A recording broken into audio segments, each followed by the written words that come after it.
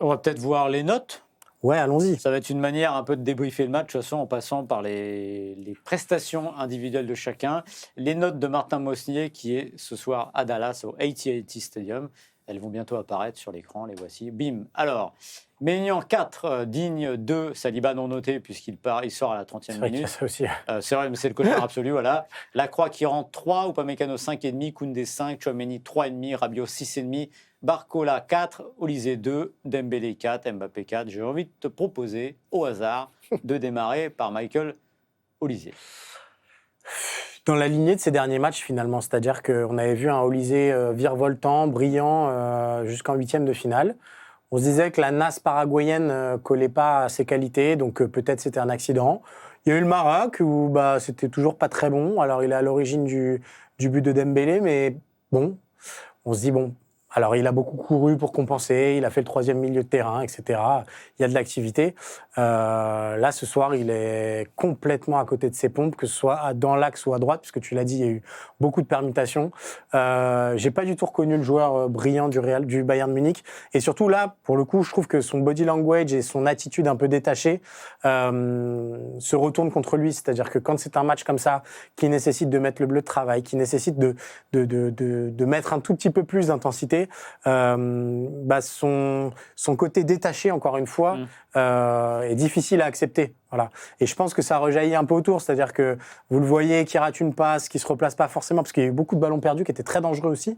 Ça infuse auprès des autres aussi. Et moi, je suis très déçu de voir que Mbappé a pas pressé comme il avait pressé sur les derniers matchs, que Barcola est passé dans les grandes largeurs à côté comme sur les derniers matchs. Et je pense que individuellement, ça part d'Olysée, mais c'est pas le seul.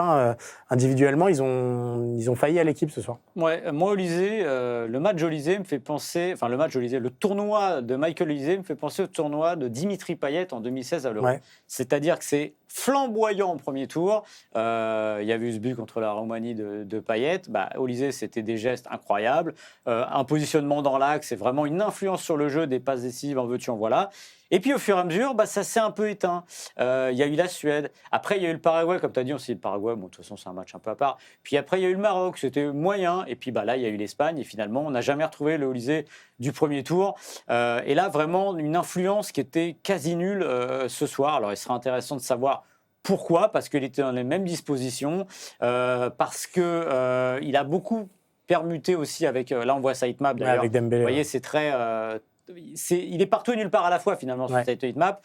Et finalement, moi, je pense que ce qu'il paye, c'est un peu ce que paye aussi l'équipe de France collective. C'est-à-dire qu'elle tombe contre un collectif beaucoup plus fort, avec un milieu beaucoup plus fort. Et donc, il est moins dans les conditions qu'il faut pour faire le jeu. Il y a moins de ballons qui arrivent et puis il disparaît. Voilà. Alors, ça, moi, loin de moi, l'idée de ricaner, parce qu'on était les premiers à dire qu'il avait été formidable.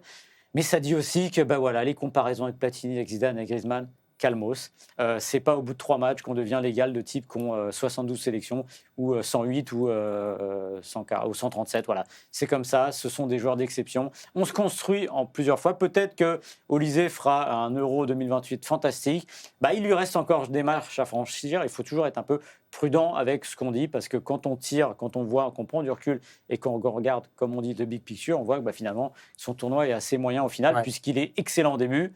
Et puis, quand la route s'élève, il disparaît. Je trouve qu'il symbolise bien le manque de visibilité dans le plan de jeu des Bleus. C'est-à-dire qu'au début du match, on l'a vu tenter des passes très difficiles, très compliquées, mais qui auraient pu faire très mal à l'Espagne. À partir du moment où les Bleus ont été menés, il s'est complètement éteint. Il n'a pas voulu tenter ces passes-là, qui étaient, à mon avis, les bons choix de passes. Alors, il y avait forcément du déchet à accepter derrière, dans ce plan de jeu-là, mais du coup, il s'est dénaturé un petit peu. Et alors là, ça a été un festival. Et là aussi, c'est pas le seul. Il y en a beaucoup où ils ont tenté la louche, ils ont tenté la talonnade. À un moment, quand vous voyez l'efficacité de Rodri, alors Rodri, il n'y a pas des talonnades, il y a pas des... Mais par contre, les passes, elles arrivent toujours à destination. Là, les offensifs, ils se sont un petit peu perdus aussi dans ces schémas-là, à essayer de faire le geste parfait, le geste beau, qui a caractérisé les Bleus dans cette Coupe du Monde, mais qui, à un moment, quand ça ne passe pas, il faut accepter de baisser un petit peu ses standards et de jouer autrement et de jouer plus efficace. Et les Bleus, ils n'ont pas su faire ça. Ils ont voulu rester dans le beau, et Olysée symbolise bien ça. Mais sauf que le beau, s'il n'est pas efficace, in fine, ça reste juste beau, mais ça ne fait pas gagner. Donc, Olysée symbolise bien cette équipe de France et ses attaquants qui n'ont jamais trouvé le lien entre eux et qui se sont un petit peu perdus dans des arabesques personnelles qui n'ont jamais fait avancer l'équipe de France, quoi. On a une réaction de Didier Deschamps qui vient de tomber à nos confrères d'M6. Je la découvre en même temps que vous. Spoiler, elle parle un peu de l'arbitrage. C'est d'abord de notre faute. Je ne veux pas accuser qui que ce soit. Après, je me pose une question et je ne vais pas y répondre. C'est dommage. Est-ce que l'arbitre a le niveau pour arbitrer une demi-finale de Coupe du Monde ? Non, mais ça, c'est très rare venant de Deschamps. On en a eu quelques-uns, mais je ne vais pas y répondre. C'est pas parce qu'on a perdu aujourd'hui que je dis ça. Il y a eu pas mal de situations. Mais la première raison, c'est qu'on a été un peu en dessous et moins dangereux qu'on aurait pu l'être avec quelques erreurs technique, voilà, bon bah... non, par contre, là, il n'a pas le droit, Didier Deschamps. Autant je suis d'accord sur que Yamal ne prenne pas de carton jaune en fin de match. Sur le tag de Mbappé. Ça, je ne me l'explique pas, parce que si on enfile un Rabiot, au premier mi-temps, on peut le filer à Yamal. Il y a eu Olysée qui est passé aussi à côté d'un carton pour une semelle aussi, qui pour moi méritait plus que Rabiot. En fait, on peut se cacher derrière l'arbitrage, mais non. L'équipe de France, c'est pas au niveau de l'Espagne sur ce match. Voilà, je pense que même si, alors on va pas refaire le match, mais on va parler du Cadine. Même si vous retirez le point pénalty, je suis pas sûr que l'équipe de France s'en sorte, parce qu'on sent quand même une équipe qui n'a pas d'occasion, qui a du mal à ressortir le ballon, qui très vite, quand l'Espagne est en possession de balle, a du mal à le récupérer. Je pense que le problème est quand même ailleurs que l'arbitrage. Oui, et moi je trouve ça un peu... Ça ressemble pas à Didier Deschamps de tomber là-dessus. Très honnêtement, la personne qui estime que c'est l'arbitrage qui a fait perdre l'équipe de France ce soir, il connaît pas le football. Donc je prétends pas que Didier Deschamps ne connaît pas le football. Je pense que là, c'est l'excuse parfaite derrière laquelle se cacher, parce que c'est son plan de jeu qui est défaillant, c'est ses attaquants qui n'ont pas été bons. L'arbitre, il y a 2-3 situations qui se discutent, mais c'est pas sur l'arbitrage que ce match se joue. On a vu dans cette Coupe du Monde des décisions autrement plus discutables et autrement plus discutées. Là, les Espagnols, ils ont du vice. On l'a pas découvert ce soir. Oui, les Espagnols, ils peuvent mettre des taquets. On l'a pas découvert ce soir. Voilà, mais ça va dans la lignée de ce que je disais tout à l'heure, c'est-à-dire qu'on n'a pas reconnu Didier Deschamps sur le banc de touche. Il a éructé tout au long du match. À partir du moment où les Bleus étaient menés, à partir du moment où les Bleus se faisaient marcher dessus, et notamment après le deuxième but, où c'est quand même il y a un attentisme délirant aussi derrière. On a essayé de se remobiliser via des ressorts un peu anciens envers l'arbitre, mais je suis pas sûr que c'était le bon filon à exploiter pour redresser, pour réveiller ces Bleus-là, parce que en l'occurrence, ils sont tombés dans le piège parfait. Et là, moi, je suis un peu déçu de cette déclaration de Didier Deschamps, parce que la différence, c'est vraiment pas faite là. Ouais, Fabienne qui nous dit Didier Deschamps est super déçu, c'est tout. Oui, je pense que c'est voilà, côté émotionnel de dire que c'est sa dernière, on va dire, compétitive et que ça se termine comme ça. Mais moi, c'est pas l'arbitre qu'il faut en vouloir. Didier Deschamps, je pense que sur cette Coupe du Monde, Didier Deschamps a été prisonnier de son attaque et de son plan A qui a longtemps fonctionné. C'est-à-dire que cette attaque, plus ça avançait, plus ça marchait, plus finalement Didier Deschamps était pieds et poings liés à ce système, à cette attaque. Et moi, je le redis, je ne lui en veux pas d'être resté à 4 devant. Ça aurait été stupide, on l'a dit hier, ça aurait été stupide de changer, parce qu'il n'y avait vraiment aucune raison d'aller vers autre chose. Ça marchait, vous ne pouvez pas changer votre équipe comme ça. Maintenant, je le répète, à la mi-temps, il faut faire autre chose. C'est-à-dire que quand on voit qu'on est dépassé au milieu et qu'en plus, il sort son meilleur joueur, qui est le seul qui tire la baraque au milieu de terrain, il faut passer à 3 au milieu. C'est pas possible, ça peut pas continuer comme ça. Et c'est pas parce que vous êtes 3 au milieu avec 3 joueurs qui sont peut-être à un profil plus travailleur que vous n'allez pas marquer. Sinon, ça se saurait. C'est-à-dire que l'Espagne ne serait pas en finale de Coupe du Monde et qu'il faudrait toujours avoir 5 ou 6 attaquants devant. Voilà, c'est dommage que ça se termine comme ça, parce que j'ai envie de dire que c'est parti d'une très bonne intention. Ça a fonctionné.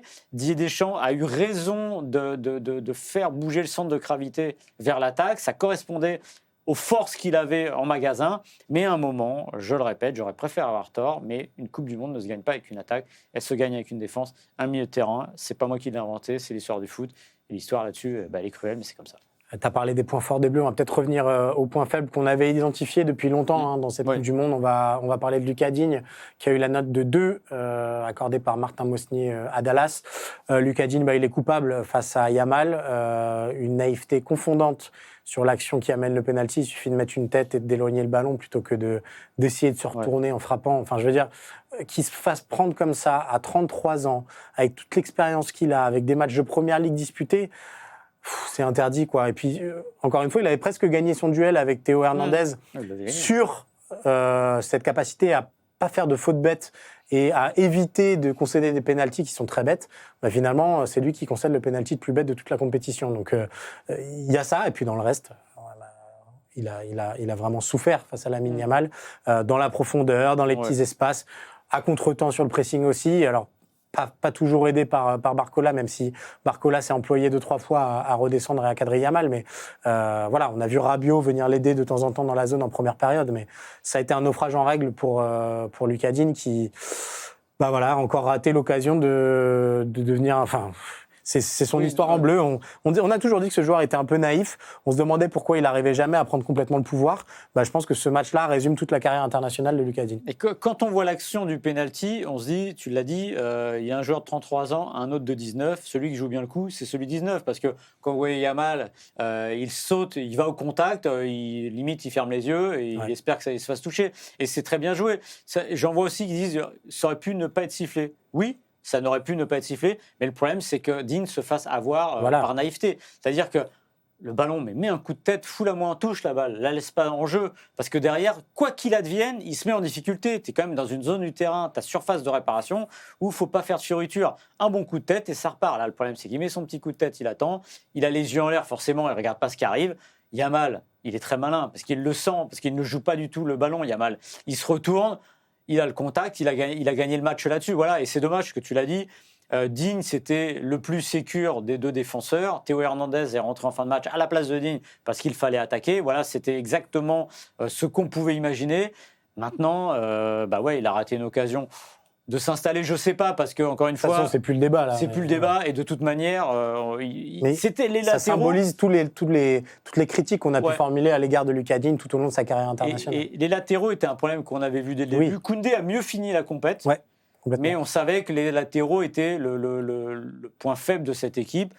On avait une charnière qui tenait le choc. On a eu un moment de stupéfaction, c'est quand on a vu Saliba s'asseoir, qui a été rattrapé par ses problèmes au dos. Et dites-vous que quand même, pour qu'il s'assoie au milieu du terrain, comme ça, à la 30e minute, parce qu'il souffre, c'est une demi-finale de Coupe du Monde. C'est-à-dire qu'il devait serrer les dents très fort et que ça ne devait pas être que ce soir. Donc j'ai envie un peu de lui rendre là-dessus hommage, parce qu'il a dû vivre une Coupe du Monde très difficile, parce que c'est quand même un crève-cœur, mais ultime. Je veux dire, c'est peut-être, avec la finale de Ligue des Champions qu'il a joué face au PSG, le match le plus important de sa carrière, peut-être de sa vie, et il est obligé de sortir à la 30e, donc ça dit quand même quelque chose de ce qu'il devait endurer. Je prends juste un commentaire de Mickaël Charlot qui nous dit « Je vous trouve de mauvaise foi, si Rabiot était sorti sur carton rouge, vous auriez reproché à Deschamps de ne pas l'avoir sorti. » Oui, mais c'est la règle du jeu. Et moi, ce que j'attends de Rabiot et ce que j'attends de Deschamps, c'est de dire à Rabiot, écoute, tu fais gaffe en seconde période, t'es le meilleur sur le terrain, donc fais gaffe. Et oui, évidemment, c'est la loi du genre. Évidemment, on n'aurait pas dit bravo de l'avoir laissé sur le terrain, mais n'empêche qu'il était tellement au-dessus du lot en première période, peut-être à part ou pas Mécano, qu'il fallait évidemment le laisser. Je veux dire, c'est comme là, l'équipe de France s'est tiré une balle dans le pied en sortant Rabiot à la mi-temps. Pour revenir sur Digne, deux choses. On nous a comparé les latéraux espagnols ce soir. C'est vrai que quand on voit la prestation de Pedro Porro, buteur, et la prestation de Cucurella, vraiment très très bon et qui est peut-être le meilleur arrière-gauche dans ce mondial, oui, c'est sûr que là, la différence, elle est abyssale. C'est aussi lié à leur schéma de jeu, c'est-à-dire que Pedro Porro, je ne pense pas que foncièrement ce soit un latéral droit d'exception. Je pense que juste il est dans une équipe qui est fonctionnelle, où chacun a son rôle, où sa projection sur le deuxième but, elle est parfaite parce qu'ils ont travaillé ça. Donc oui, c'est pas flashy, c'est pas Nuno Mendes, c'est pas Achraf Hakimi, mais c'est efficace parce que l'équipe autour fonctionne bien. La deuxième chose, on nous dit... est-ce que vous ne trouvez pas que Digne a gâché le jeu de l'équipe de France à trop vouloir centrer et à ne trouver personne avec des centres ratés? Alors moi, je trouve qu'il n'a pas tant centré que ça, mais on en revient toujours à ce débat. C'est-à-dire qu'on prend Lucas Digne, pourquoi? Parce qu'il a une qualité de pied gauche incroyable. Mais sauf qu'on n'a pas d'attaquant de surface. Quel est l'intérêt? Soit on dit à Digne, tu fais autre chose, et tu fais du Théo Hernandez, et donc tu vas aller déborder. Donc c'est prendre Digne pour ce qu'il n'est pas. Lucas Digne ne fera jamais ça. Mais on n'a jamais permis à Lucas Digne, et d'ailleurs, revoyez les dernières minutes face au Maroc. Je crois qu'il y a 3 galettes de Digne pour Mateta en l'espace de 10 minutes. Exactement. Donc en fait, quand vous avez des joueurs, quand vous avez David Beckham gaucher et que vous mettez personne dans la surface à la réception de ça sert pas à grand chose de prendre David Beckham. Tout est une question de plan de jeu et de profil. Donc, Lucas Digne, il a fait ce qu'il sait faire. Il a essayé de centrer dans la boîte, de mettre des beaux centres. Ils n'étaient pas tous réussis, certes, mais c'est aussi que dans la surface, il n'y avait aucun attaquant qui avait le profil pour reprendre ses centres. Non, et puis j'ajoute aussi, on met Digne, que Didier Deschamps met Digne sur le côté gauche, c'est aussi pour défendre. C'est que finalement, il se dit qu'il y a plus de garantie avec Digne en défense qu'avec Théo Hernandez. Et ce soir, le boomerang, évidemment, il revient dans la tronche, parce que Digne fait une erreur, j'ai envie de dire une erreur que n'aurait pas renié Théo Hernandez en 2022. Donc voilà, c'est vraiment... Encore une fois, c'est terrible, ces images qui resteront maintenant dans l'histoire de l'équipe de France. Voilà, une erreur en Coupe du Monde, un but en Coupe du Monde, ça pèse toujours beaucoup plus lourd. Et on reverra cette erreur qui a fait basculer, enfin, j'ai envie de dire, qui a définitivement fait tourner le match, parce que, pour être tout à fait honnête, quand il y a eu un 0, Saliba est sorti. Non, oui, moi, je me dis, peut-être, j'espère beaucoup de la mi-temps. Je me dis, bon, allez, Deschamps va mettre, il va leur dire, il va leur faire, ça va tout changer, c'est un magicien. Mais n'empêche que je ne suis pas tellement surpris que derrière, ça se termine comme ça. Même 1-0, je me disais, ils vont faire tourner le ballon, ils vont gagner du temps, ils vont prendre des petits coups, ils vont rester par terre pendant 2 heures parce qu'ils le font très très bien, l'Espagne. Donc voilà, c'est pas tellement une surprise.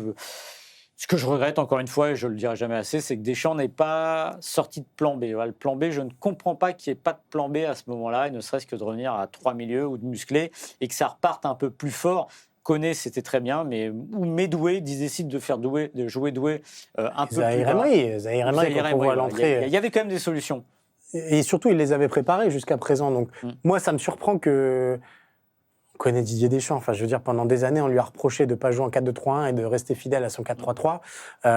Ou en tout cas, ça a été un vrai débat qui a animé tout son mandat. Moi, je ne peux pas croire que l'option 4-3-3 a été écartée systématiquement et que il y a une forme de renoncement à trancher en fait dans ce match-là de la part de Didier Deschamps et dire bon en fait les gars ça fonctionne pas sur ce match-là on va faire les choses différemment, on verra au prochain match si on arrive à survivre, mais là il n'a pas aidé l'équipe de manière générale. Je te propose Maxime qu'on revoie les notes quand même parce qu'il y en a beaucoup à 11 analyser. Exactement. 11, non même 12 parce que même 13 puisqu'il y a 3 entrants, il y a 2 entrants. Oui mais non mais il y a Lacroix et Saliba n'est pas noté, oui pardon effectivement. Donc 12 notes.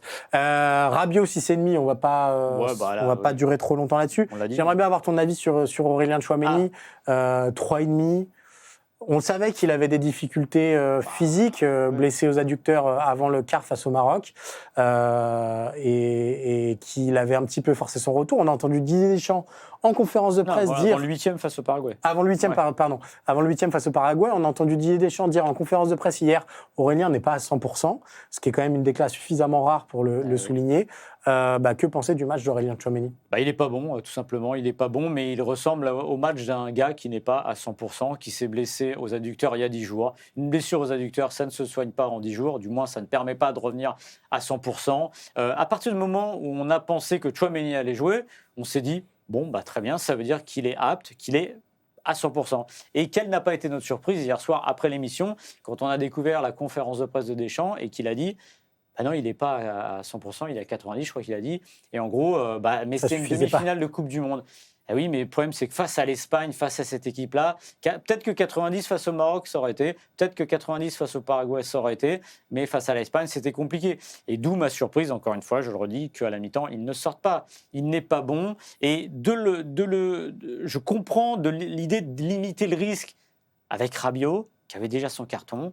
Mais à un moment... en demi-finale de Coupe du Monde, il n'y a plus rien derrière. Derrière, c'est le précipice. Donc, que tu tombes d'une manière ou d'une autre, que tu en prennes 3, que tu en prennes 5, que tu en prennes 1, tu as perdu, le résultat est le même. Et en plus, c'est la fin. Et on en reparlera dans les jours à venir. Ce n'est pas ce match qui ternira ou qui changera grand-chose à l'héritage de Didier Deschamps. L'héritage de Didier Deschamps, on le connaît, voilà, tout simplement. Donc, c'est pour ça que j'ai regretté que Tchouaméni ne sorte pas, parce qu'il est très neutre.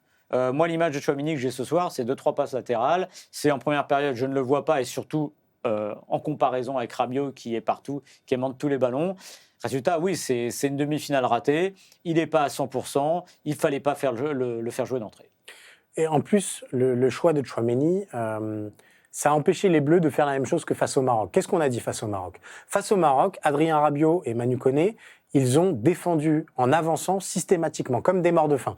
Le choix de Tchouaméni, c'était le choix de la sécurité. Sauf que la sécurité, elle était toujours à contre-temps et elle n'avait pas les capacités physiques pour aller mettre de l'impact au milieu, parce que moi, je reste persuadé que cette équipe d'Espagne, si on la bouge au milieu de terrain, il y a moyen d'avoir des grosses occasions. Et donc, en fait, les Espagnols, ils ont joué sur du velours, parce qu'en fait, il y avait, à part Adrien Rabiot, qui a, pour le coup, secoué des chevilles, en tout cas, a été au contact, a été au mastic en première période, ils n'ont jamais été dérangés. Et ça m'a posé vraiment problème tactiquement. C'est-à-dire que, en fait, on avait une sentinelle qui restait en vigilance, mais qui ne suivait pas le pressing, qui était très imparfait, mais qui avait le mérite d'exister. On avait dit, il fallait faire comme face au Maroc, défendre en avançant, aller leur marcher dessus, prendre le contrôle au milieu de terrain. Sa limitation physique a empêché ça. Donc, je pense que Didier Deschamps, c'était pas le bon choix à faire, qu'il a été fidèle à ses hommes un petit peu trop sur ce coup-là, c'est-à-dire que Tchouaméni a une importance dans le groupe sans doute très importante. Ok, c'est une demi-finale de Coupe du Monde, ok,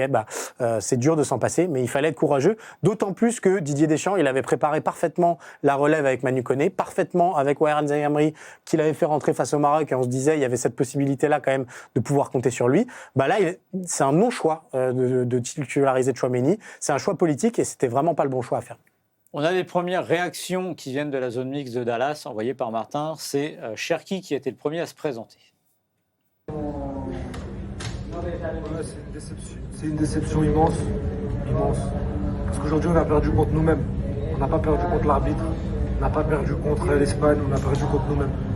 Ici, vous le savez tous, on sait tous qu'on faisait peur à tout le monde. La seule équipe capable de nous éliminer, c'était nous-mêmes. Et aujourd'hui, c'est ce qui est arrivé. Ouais. Moi, je suis plutôt d'accord avec lui. Moi, je suis pas d'accord. L'Espagne a été meilleure, mais dans la prestation des Bleus, on n'a pas du tout reconnu les Bleus jusqu'à présent. Alors, c'est pas l'Espagne a fait le match qu'il fallait. Les Bleus ont été très loin de faire le match qui. Oui, mais le problème, c'est que le match qu'on imaginait qu'il ferait, c'est pas face à l'Espagne, c'est ça, en fait. Je comprends ce qu'il veut dire, que, évidemment, si l'équipe de France n'a pas été à son niveau ce soir, c'est pas forcément à cause de l'équipe de France, c'est à cause de l'Espagne qui était en face, qui était le schéma le plus emmerdant, il faut le dire, pour eux, avec un milieu de terrain costaud, qui est les prises de ballon, de la solidité, et surtout, là, je pense que Cherki confond deux choses, et même ce que, globalement, on a pu confondre dans cette Coupe du Monde, c'est le flashy, le clinquant, le spectaculaire et l'efficace. Ça, oui. On est spectaculaire, on est flashy, on est clinquant, on était. L'Espagne est efficace, voilà, tout simplement. Oui, Oyarzabal, c'est moins fort, il fait sûrement moins de jongle que nos amis au Élysée, c'est moins spectaculaire, il jouera pas au Real Madrid, d'ailleurs il n'en a pas envie, mais c'est comme ça. Mais le problème, c'est qu'en face, il y a une équipe qui est rodée, qui a son plan de jeu et qui ressemble, encore une fois, à une équipe de tournoi, c'est-à-dire que c'est des équipes qui sont solides et qui avancent.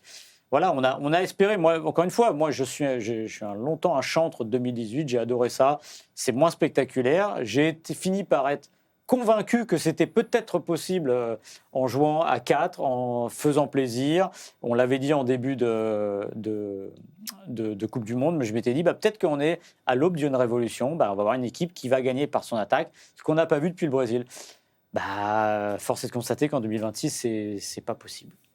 Je te propose qu'on continue de débriefer les donnes. On vous donne rendez-vous quand même demain à 23h encore, puisqu'il y aura la demi-finale. C'est pas parce que les Bleus s'arrêtent que le FC Stream Team s'arrête. On est là jusqu'à la fin de la semaine pour la finale aussi, dimanche, où il y aura l'Espagne. On ne sait pas encore l'adversaire. Mais donc demain soir, Angleterre, Argentine, débrief à 23h. Et puis on sera là tous les jours à 20h, sauf samedi, où là ce sera pour le coup un peu plus tard, parce qu'on risque de débriefer le match pour la 3e place de l'équipe de France. Je peux vous dire que ça nous ravit énormément. Là, on va se dire les choses. Le match pour la 3e place, c'est à 23h. Donc là, pour nous, c'est la double peine. L'équipe de France aurait été en finale de la Coupe du Monde. Si ça avait été à 17h. Et on aurait fait un preview, c'est-à-dire avant le match. On vous laisse regarder le match maintenant, on s'en parlera après. Là, on va peut-être avoir un France-Argentine. Imaginez qu'il y a quand même un peu de piment, parce que je suis à peu près sûr que s'il y a France-Argentine et Messi et Mbappé joueront pour essayer de récolter le titre de meilleur buteur de la compétition.